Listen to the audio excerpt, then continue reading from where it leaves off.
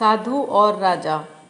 बहुत समय पहले की बात है। एक राज्य में एक दयालु राजा राज्य करता था। वह प्रजा का हितैषी था। प्रजा का हित उसके लिए सर्वोपरि था।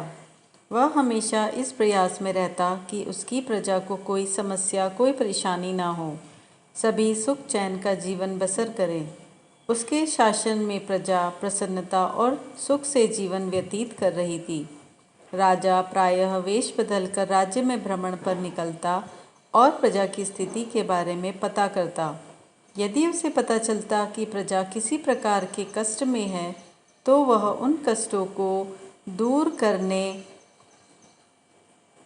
का प्रयास करता। एक बार वह इसी प्रकार वेश बदलकर राज्य भ्रमण पर निकला। भ्रमण करते करते वह एक जंगल से गुजरा और रास्ता भटक गया। उसके सैनिक पीछे छूट गए और वह अकेला रह गया। रास्ता ढूंढता हुआ वह एक स्थान पर पहुंचा। उसने देखा कि वहां एक कुटिया बनी हुई है। राजा को भूख लगाई थी। उसने सोचा यहाँ अवश्य भोजन की व्यवस्था हो जाएगी। उसने अपने घोड़े को एक पेड़ से बांधा और कुटिया में प्रवेश किया।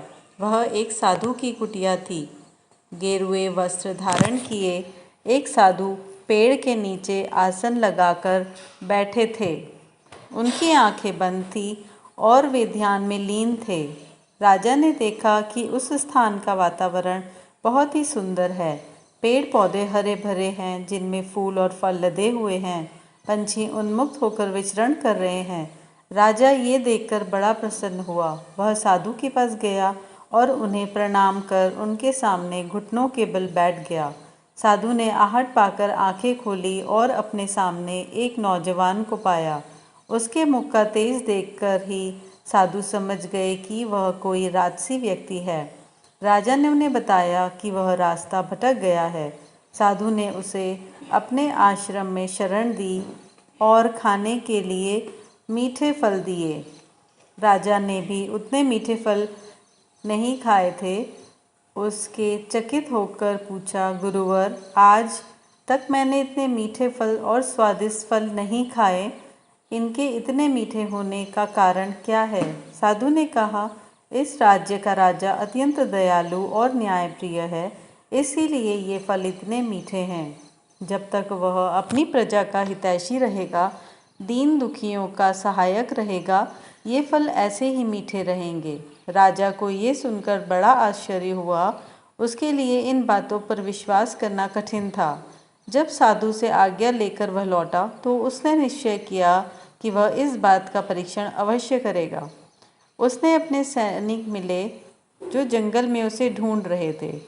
वह अपने राज्य वापस लौट गया। वापस लौटने के बाद उसने प्रजा पर जुल्म ढालने शुरू कर दिए। उसने किसानों का लगान बढ़ा दिया और प्रजा पर नाना प्रकार के कर लगा दिए। अब वह अपना धन भोग विलास में खर्च करने लगा और प्रजा की ओर से उदासीन हो गया। प्रजा पर अत्याचार बढ़ने लगे तो पूरे राज्य में त्राहि त्राहि मच गई। कुछ दिनों बाद राजा फिर जंगल में उसी साधु की कुटिया में पहुंचा। इस बार उसने देखा कि वहां का वातावरण भिन्न है। पेड़ पौधे सूख चुके हैं, फूल मुरझा गए हैं, फल सड़ चुके हैं। ये देखकर वह चकित रह गया। वह साधु के पास गया और उन्हें प्रणाम किया। साधु ने उसे खाने के लिए फल दिए। इस बार फलों का स्वाद कड़वा था।